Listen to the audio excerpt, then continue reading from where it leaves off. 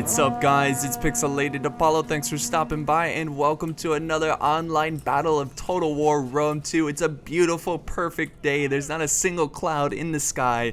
The grass is green, a perfect environment for a gruesome, bloody, glorious pitch battle. So this is kind of like a battle of philosophy, a battle of thought. We have one side that's got smaller armies but better quality, and then the other side over here we have more of a quantity over quality. So we're gonna see which one will be victorious, but let's go ahead and check out the army comps because this one starts off really fast. So we have Massilia, and I forgot the player names. I forgot most of the player names, but I know Massilia, commanded by Alex, got a very, very small army here.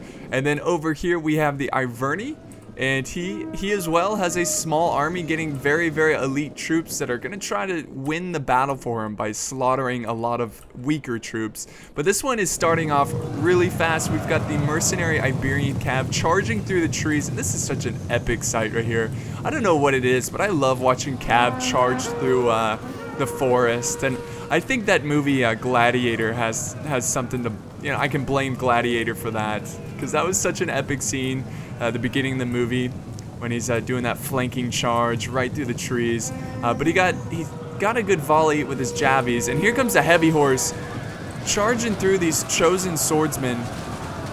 That was a good charge there, and then we do have another charge with the Iberian cav, so that's not a good start for the Iberian, and hopefully he can recover from that. But let's go ahead and check out the Carthaginians. Forgot who they were commanded by, but of course you can see it on the screen. So again, a very large army there. And then let's go ahead and check out his teammate here, Egypt, and he's mostly bringing levy spears, so good to see them in action. So it looks like this side is also picking up in action. We do have a cav charge by Citizen Cav, and they're taking some heavy losses here from skirmishers or hunters that are in the trees. And is he gonna get them out in time? Let's see. Oh, another good volley there. Let's see, here we go, more cav charge through the trees. So there we go, some Hippias Lancers charging through the trees and getting a good shock charge there. They're not as good in melee, but I think they've done enough damage to the Citizen Cav to break them. And sure enough, he's gonna retreat out of there, and they do break from the fight, and he's pushing up his spears to that flank. Now over here we do have Carthage pushing forward, and this is a big concern for the Iberian because he's just so outnumbered and his flank is really going to be exposed here. But he's going to be sure to get the charge off with this Oathsworn, and he's going to try to get that charge bonus. There we go, and he's going to get in the mix. He's going to just wreck these Iberian swordsmen. Here comes another charge. Oh man, right into the late Hoplites. Got the hunters in the back getting some good volleys. And here's the general who's an Oathsworn unit. And look at this huge flank here. I just wanted to show you this on the map. Look at the center here. It's completely open to flanks, and that's what Carthage is doing right now. A good old flank through the center. So his flank's going to be exposed, and that's really concerning, but he's already breaking the lines of Carthage just like that with his Oathsworn.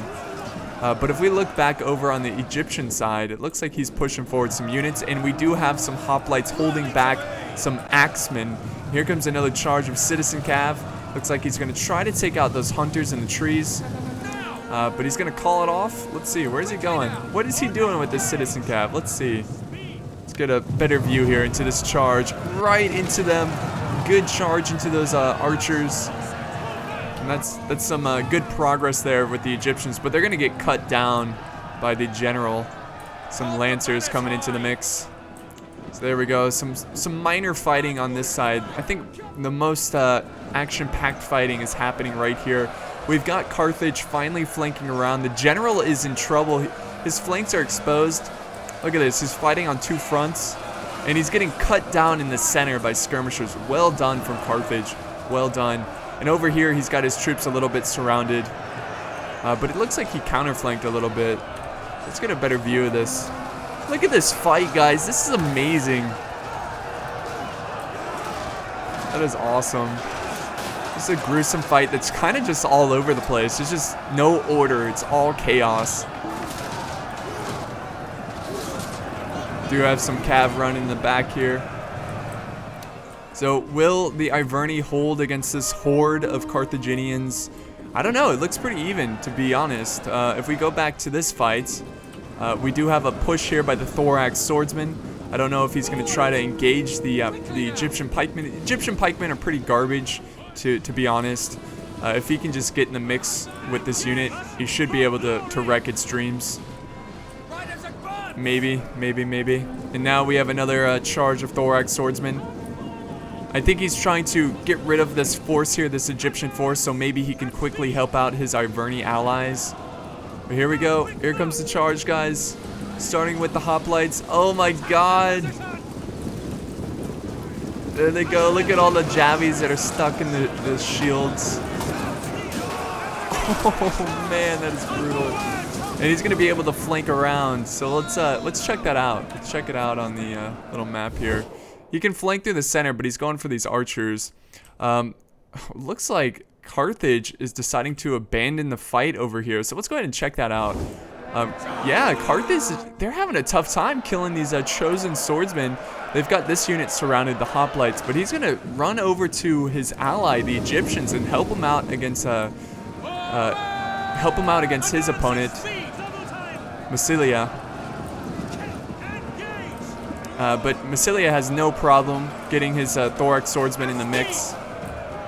And Thorax Swordsmen, they're kind of like the Feudal Knights of Medieval 2. They just seem like, it seems like everyone has the Thorax Swordsmen, and they're not too crazy expensive. They're fairly expensive, but they get the job done. They're just a sturdy unit, and I love seeing them on the battlefield. But, you know, honestly, Egypt and Carthage, they're together as a team, but they're completely surrounded by their two opponents. Egypt's doing a pretty good job here against Massilia. I don't know why he's retreating from the fight. I think he was in a pretty solid position, but now he's really putting himself into a sticky situation because, well, he's letting these skirmishers fire at him as he retreats back into the trees. But we do have the general's bodyguard from Carthage taking some heavy hits. He's going to charge into the hunters. Very good charge there, trying to get rid of those skirmishers. But Massilia, they're not gonna let him just sit there and do that. They're gonna charge some Thorax Swordsmen to try to protect his archers. But the more he runs, the more in danger he is. And look at this, Egypt and Carthage teaming up together to run down the remaining of his forces. They still have a giant horde of angry barbarians to their backs. That's something to be worried about. So that's not a good sight if you're rooting for Carthage and Egypt. Let's see what they can do here. Maybe they can turn this around and flank around these barbarians. I see no point in running down these troops in the trees. Turn around, charge the barbarians, overwhelm them, and try to flank behind them. We do have a little fight here. Some Javies versus some hunters, so a battle of skirmishers. Those fancy hairdos. Little tree battle. It's not really important. What's important is this. Okay, here we go. Carthage is turning around. Oh, they can make a sandwich here. Carthage sandwich, and I think that's what we're gonna see, guys. Thorax Swordsman coming in from the trees. Oh, this is a glorious sight, indeed. Here we go. Charge. You don't want to let the barbarians charge into you. Oh, the charges are absolutely brutal. And look at this Carthage sandwich. Oh, see, that's just poor positioning. Really poor positioning. Now we have some a weak unit of Hoplites going to help out his flank. And Egypt's just kind of sitting back watching this, just kind of letting it happen. It's a little late to the party.